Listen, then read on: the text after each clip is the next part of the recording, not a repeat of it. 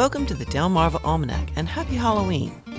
Each week we connect you to the best of Delmarva. Like other almanacs, our aim is to tell you a little bit about our past, our present, and events in the near future. Here's Scott Duncan to give us his fall gardening report. As the gardening year begins to wind down in the fall, many Delmarva gardeners are no doubt looking with satisfaction at the progress of their late-season crops and enjoying the harvest bounty of squashes, corn, Brussels sprouts, and other plantings. Me, not so much. While results from the first part of the gardening season were very satisfactory, I have yet to find a reasonable method to get vegetable crops started in the later stages, or to keep all the slow-maturing varieties, like Brussels sprouts and butternut squash, alive and healthy in the heat of July and August. Over the years, I've tried a variety of approaches to get plants going in August, including covering the seeds with burlap, or using a shade cloth to diminish the heat of the sun, or even transplanting seedlings, but the results have been spotty. Then this year I went away for 10 days in August, a time when weeding, watering, fertilizing, and insect controls for the vegetables planted in May and June were crucial. By my return, the Brussels sprouts were completely chewed up, and the squash plants heavily infested with squash bugs, so neither produced much of a crop. I invited friends to help themselves to the harvest in my absence, but could hardly expect them to take care of the gardening chores as well.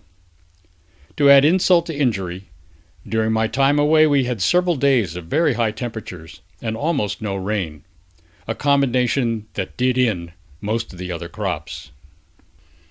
It wasn't all bleak, of course.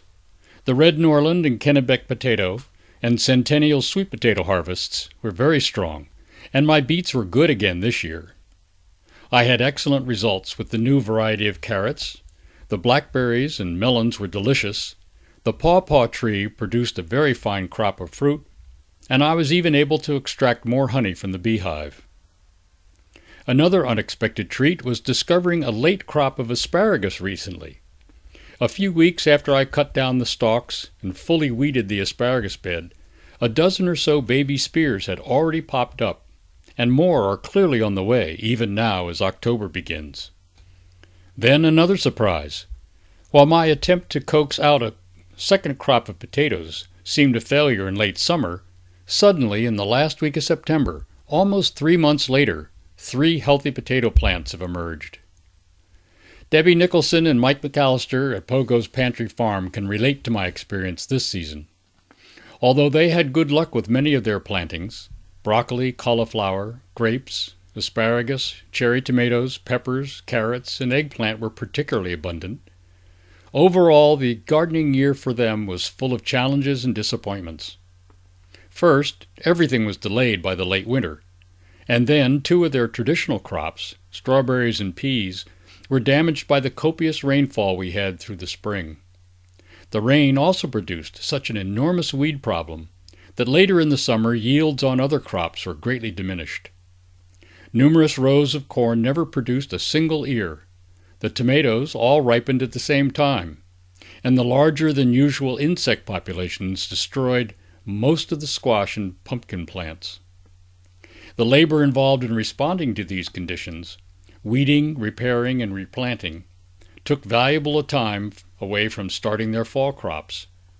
When I visited the farm in mid-September, Mike and Debbie were just finishing transplanting cauliflower, cabbage, and broccoli seedings, hoping no hard frost arrives before they are ready to pick. Well, as every optimistic gardener knows, even with these setbacks, there's always next year, and Debbie and Mike intend to have another go at it in 2016, as do I. Earlier, I mentioned the fine yield this year from my pawpaw tree. I encourage other gardeners on Delmarva to consider growing at least a couple of these trees. A couple because successful pollination requires at least one other tree. Pawpaws are native to our area. They attract almost no pests and produce a very tasty fruit. The flesh of the fruit is the consistency of custard or a banana. One person who tasted it for the first time described the flavor as mango meets banana with a little hint of melon. Although they can grow to 35 feet tall, I pruned my pawpaw at around 10 feet, and that's been the full extent of the work I've had to do to keep it flourishing. I'll close this report with a reminder that before you shut down your garden for the winter, be sure to clean up the beds by removing all plant debris and vegetable refuse. It isn't just for neatness' sake. It's a sanitary measure that clears the garden of winter shelter for unwanted pests. Well, that's it for this year. I'm Scott Duncan, wishing you continued success gardening on Delmarva. Well, that's all for this edition of the Delmarva Almanac. We'd like to thank our community partners, the Friends of Delmarva Public Radio, the Community Foundation of the Eastern Shore, and underwriters EatDrinkBuyArt.com for their help in bringing this program to you, our audience. Our theme music was provided by Brightside Studio. This show has been a Moonshell production. Thanks for listening. Until we meet again, may the rhythms and tides of Delmarva bring you good fortune.